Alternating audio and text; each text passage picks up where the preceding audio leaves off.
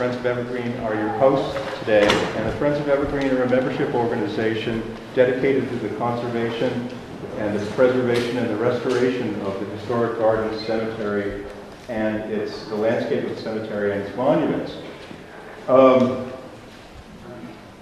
It's my pleasure to welcome you here today and to introduce the solemn occasion of our observation of Memorial Day here at Evergreen.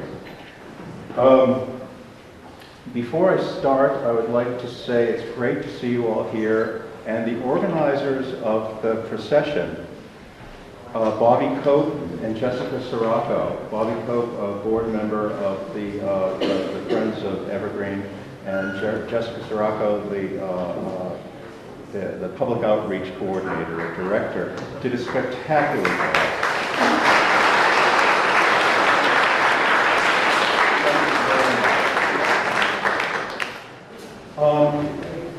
To begin the ceremony today, I'd like to say too that it's the end of a grant period that we've enjoyed here at Evergreen in the program that was sponsored by the Maine Historical Society and the Maine Humanities Council, which was called Local and Legendary: Maine in the Civil War, and with our partnerships with the Westbrook, with the Walker Memorial, the Westbrook Public Library, My Place Teen Center, Casco Bay High School, and our work with the brand new library in downtown Portland at 415 Congress Street at the Masonic Temple, which is the Maine Masonic Library and Civil War Museum, which is on the 3rd floor of the Masonic building, the cornerstone for its restoration ultimately. But the librarian is here today. Jim Dufresne sits in the corner.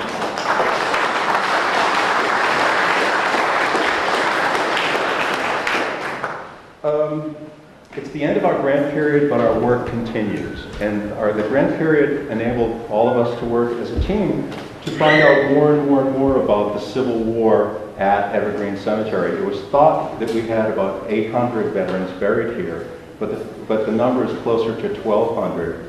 And there are some remarkable people at Evergreen who served in the armed forces during the Civil War, and when this program concludes, from the side door, there will be a tour of some of the monuments conducted by Linda Brown, who's one of the historians who guides the tours. Her specialty is the Civil War. And our guest today, Herb Adams, Maine historian, is joining her on that tour. And from here, they'll march out to the Civil War monument and start a tour of some of the great spots in the cemetery. And as many of you know, the observation of Memorial Day comes from the Civil War era, where 3 years after the war, the National Military Soldiers Cemetery was established in Virginia at Arlington, Robert E. Lee's estate, which was appropriated, they say, from the Robert E. Lee's family for the taxes that he couldn't pay while he was serving as general of the Confederacy. So it became, 3 years after the war, it became a cemetery for Civil War personnel, but also now it becomes the Arlington National Cemetery, which is to honor all people who served in the military from the Revolutionary War through the history of the country. But the first Memorial Day was actually known as Decoration Day. It was presided over by Mr. and Mrs. Julia and Ulysses S. Grant and a number of other people who kind of established this protocol of decorating the tombs in recognition of people's service. But of course, this starts well into the era of the Civil War battles, where the losses and the deaths are so many and so heavy that people are left on the battlefields. And at Gettysburg, it's widely known that an agent from the North went down to Gettysburg after the battle and bought 17 acres of land to start that as a commemoration site, which then becomes a national battlefield. But it's at times like this that I always turn to writers at the time of the Civil War to get a real sense of the time, to get a real sense of the mood. And I always turn to Walt Whitman, who was a nurse during the Civil War. He took dictation from the soldiers. He wrote many, many, many things. His most, of course, important poem, perhaps, is about the lilacs, when lilacs last in the doorway bloomed, about the assassination of Lincoln, which is sort of an incantation of symbols, not necessarily a report of the news. But he said that, and especially when he went through the South with commissioners finding where Union soldiers and Confederate soldiers were buried. And in the end of that work, he realized he came to write that the history of the Civil War will never be written. It'll be remembered. It'll be remembered in events. It'll be remembered in monuments. It will be remembered forever in occasions like this, where everybody holds a memory of the time and understands how important it is in the history of the country. And it's such a remarkable thing that he said, and it's something that gives me sort of great pride in keeping the memory of all of his soldiers alive through the monumentation in the cemetery. I'll close my remarks, and it's my greatest pleasure to introduce our state senator, Ann Haskell.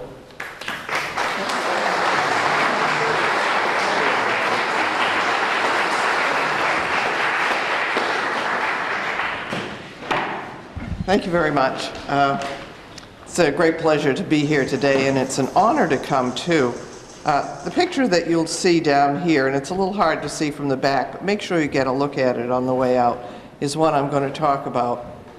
I'm going to talk about it, I'm going to follow up a little bit. There are lots of stories about how Memorial Day came to be.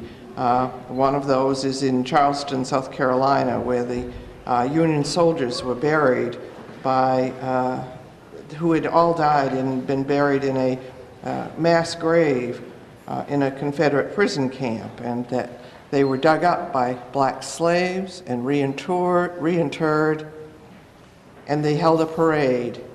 And it was a large parade, 10,000 people and 2,800 black children, where they marched and sang and celebrated. That's one of the stories. And Decoration Day throughout the South has been a way of families gathering and remembering their families in a joyful way, in a way of celebration with picnics and gatherings and family get-togethers. And so I think whatever the traditions are or the origins, the family, this is a family day. This is a day for remembering and celebrating, and it's not limited by age, and it's not limited or constrained by formality either. This is about our own individual memories, and I'm going to share one with you. Some of my, I think probably my earliest memory, people say, what's the first thing you remember? And part of this picture is one of the first things I remember. My dad was president at what was then Westbrook Junior College. It's now UNE. It was Westbrook Seminary before he came there.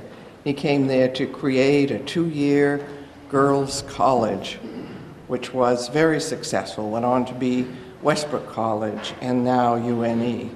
And you'll find Proctor Hall up there. My granddad was Milton Proctor. The building named after him, and the library named after my dad.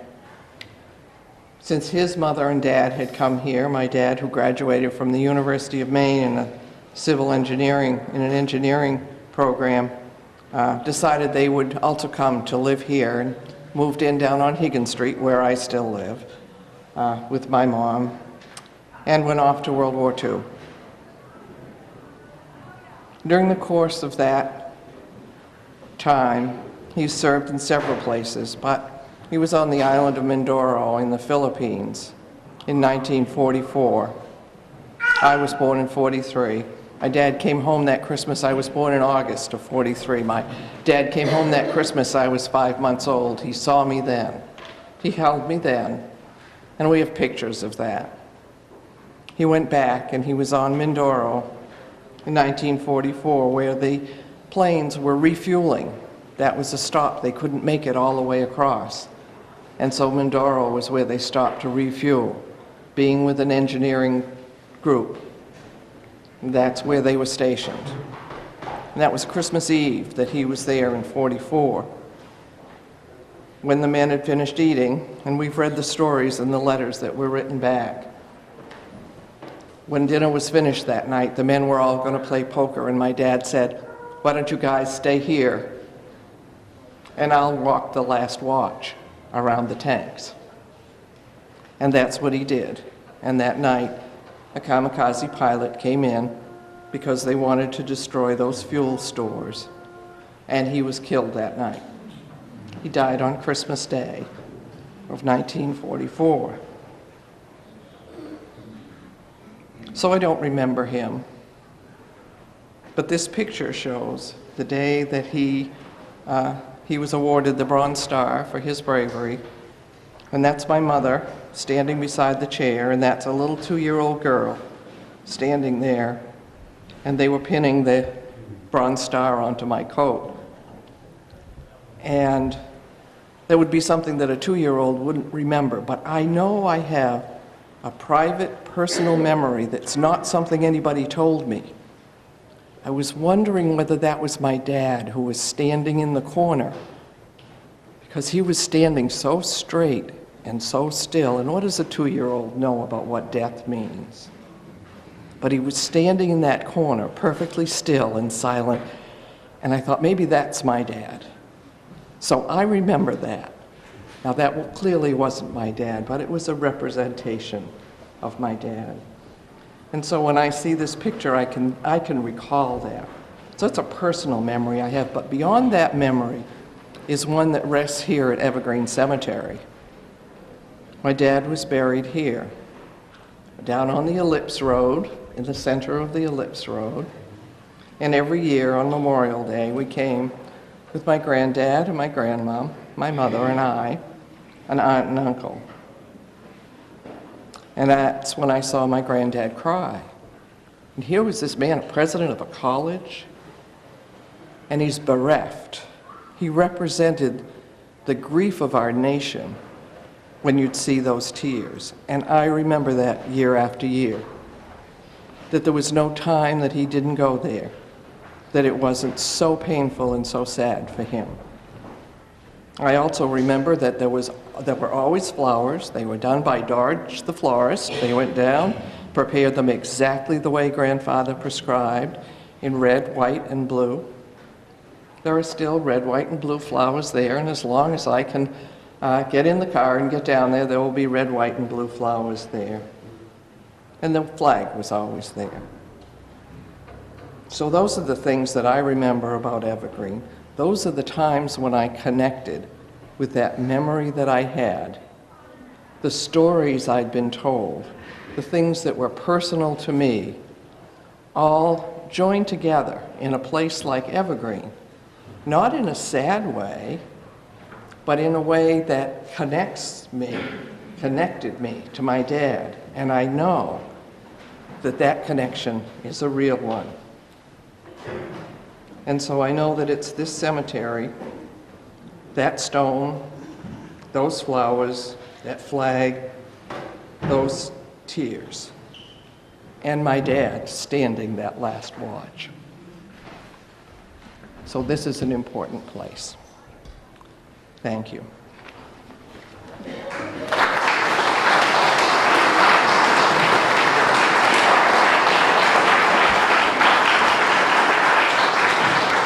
As the next part of our memorial program, I'd like to introduce the Reverend Richard Rasner.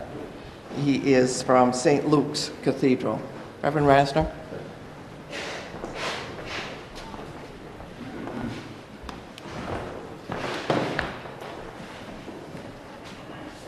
Good afternoon.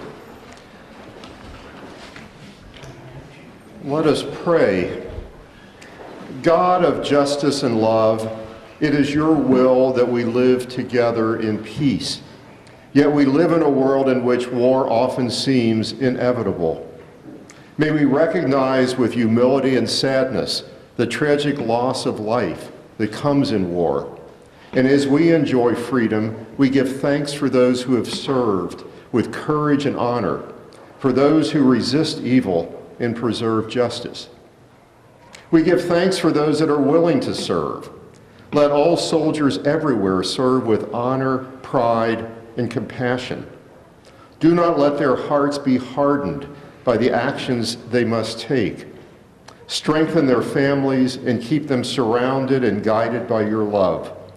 We thank you for those that put the welfare of others ahead of their own safety. Let us all be inspired by their self-sacrifice in service to those who need protection. We give thanks for those that have made the ultimate sacrifice. We ask that you be with those in pain from their loss and keep us mindful that you have promised to comfort those that mourn and help us to be a comfort to them as well. And by your grace, may we have the strength and courage to truly honor those who have served by working for peace.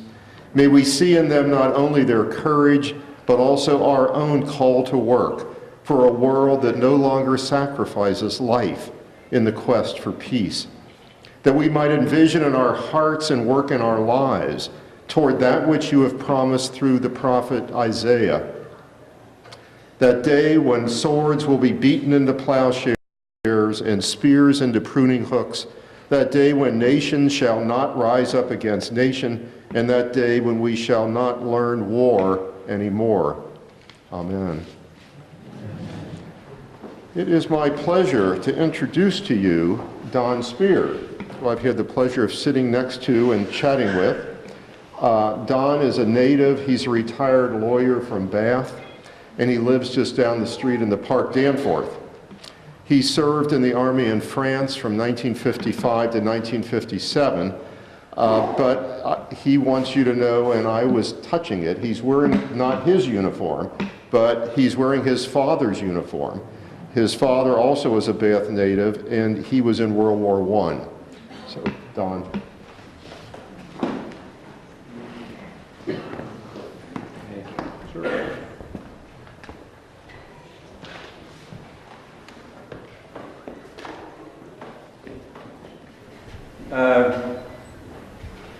I'm wondering if you'd signify and back if you can hear me all right. Well, I didn't want to step behind the podium because I might disappear. And this is as tall as I get. But more importantly, I wanted you to see my father's World War I uniform. That makes it 97 years old. When our state senator spoke of Memorial Day as being a family day and the memories that it evoked, you could imagine what it feels like to me to put this uniform on. I regret that I do have the original puttees that they wore. I don't know how they ever got them on, but I managed. And I do have his original hobnailed boots. But my father was a little taller than I was. Unfortunately, I took from my mother's side of the family. It makes me what I am today. And he wore a size 9. I wear a size 5.5. I wanted to walk, and I didn't dare risk walking all the way from Deering High School up to here in size 9 boots. Besides, I never could fill my father's boots anyway.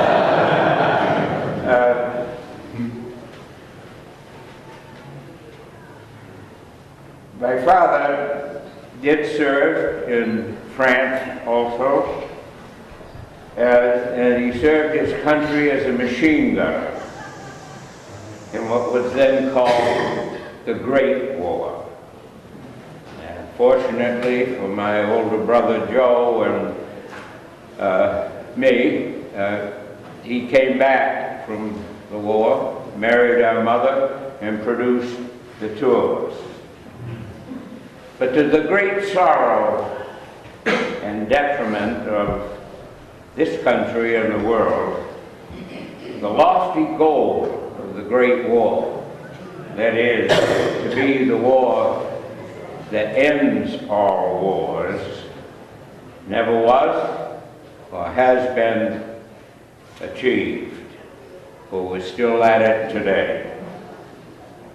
During the moment of silence that follows my remarks, let us remember and be grateful to those who have made the ultimate sacrifice for this great country of ours. Those many, many fallen trees in the forest of life. The moment of silence will be followed by the performance of Amazing Grace by the Clara Moore Pipe Band and of Tap by buglers across America. So with bowed or unbowed heads, let the silence begin.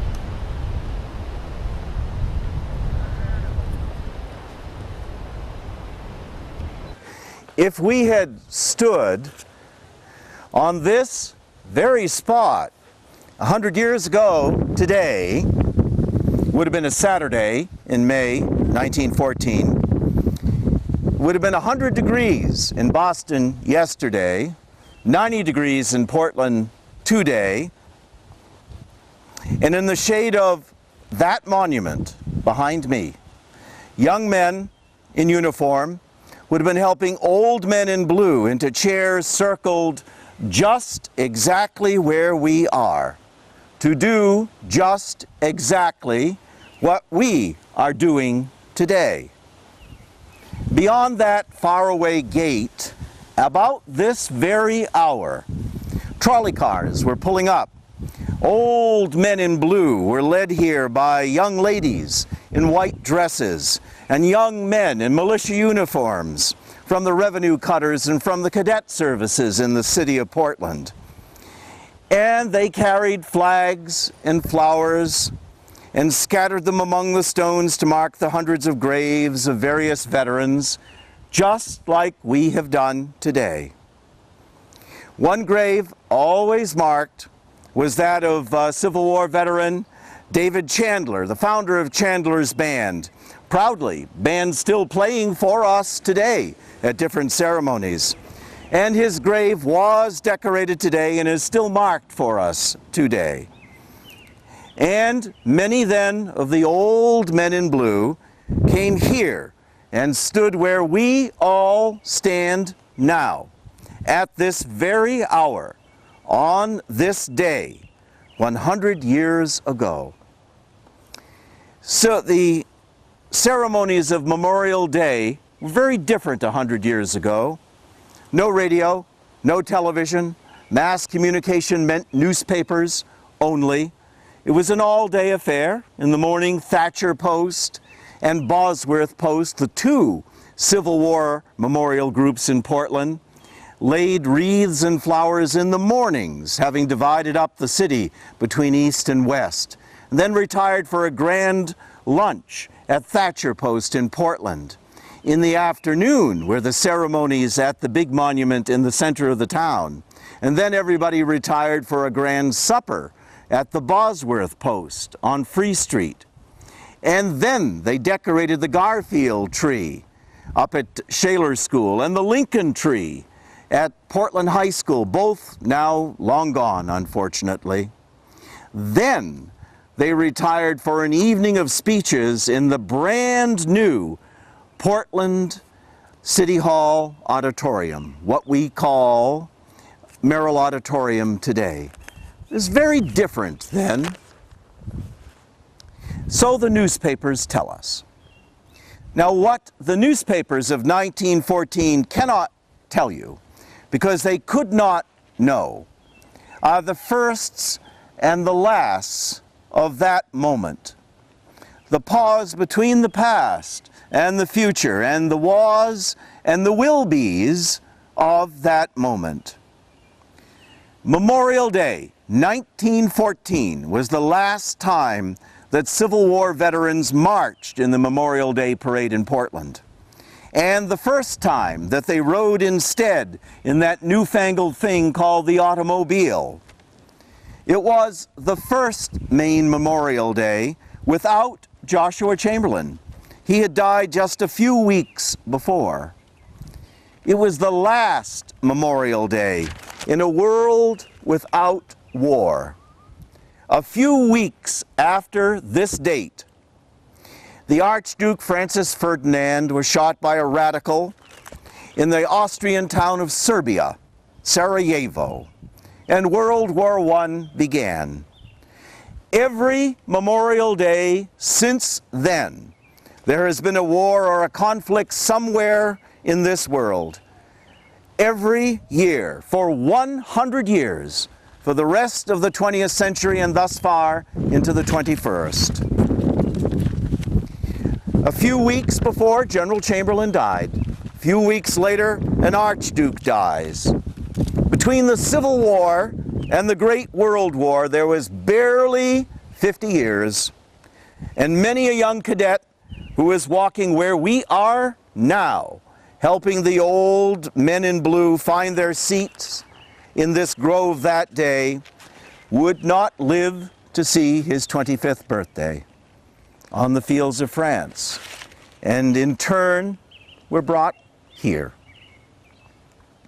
So for a moment, both sat in the shadows of that monument, just like us, right now, today. It's often, you know, we do pause between two worlds like that. Today is a good day to remember that.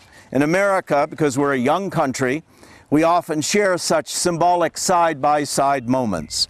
And this day is set aside especially to remember that. For our long-ago loved ones of 100 years ago, of course, we know how it all came out. For ourselves today, we do not. For our loved ones far afield in Asia and Iraq and Afghanistan and Korea and elsewhere, no, we do not know. But on days like this, Americans then, or now, draw a deep breath, and we do share something that the boys of the Civil War and of the Great War knew very well. It is palpable. It is visceral. It is an inner sense of shared participation in a common moment that transcends individual pride or achievement or reward.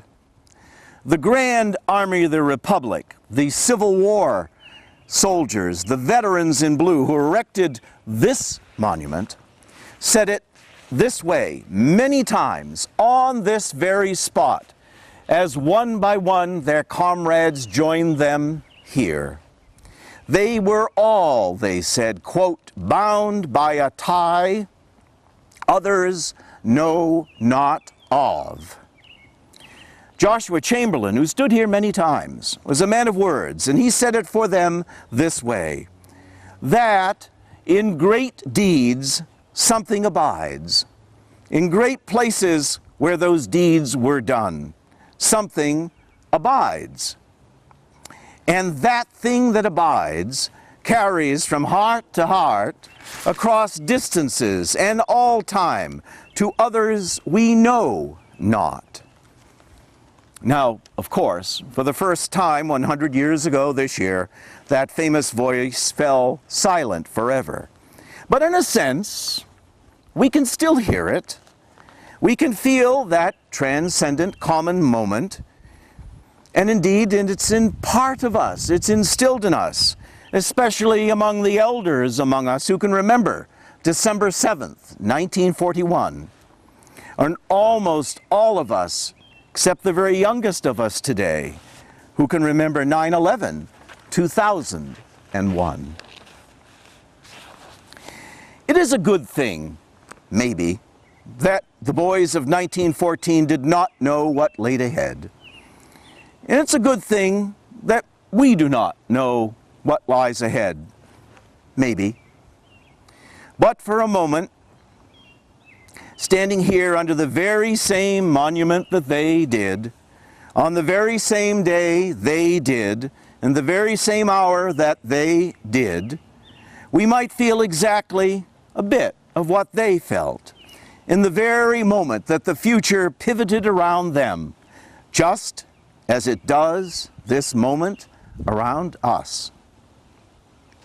So, this is a Memorial Day indeed. As the Speaker of the United States House of Representatives, our fellow Portlander, Congressman Thomas Brackett Reed, said near this very spot over 100 years ago, I have not spoken of the conduct of our city in either of the wars waged beyond its limits. That subject would be too vast for an occasion like this. Nor do I like to speak of the one war within the memory of us all. For us, it bears as much of sorrow as of glory. All our memories, however tender, are worth all such dreams, because there can be nothing but dreams, for the lost strength and vigor of the living and the stilled beating of a heart no longer living on this earth. What safe my heart holds many a heart in this great audience. The generations to come will celebrate the glory. This generation knows the cost.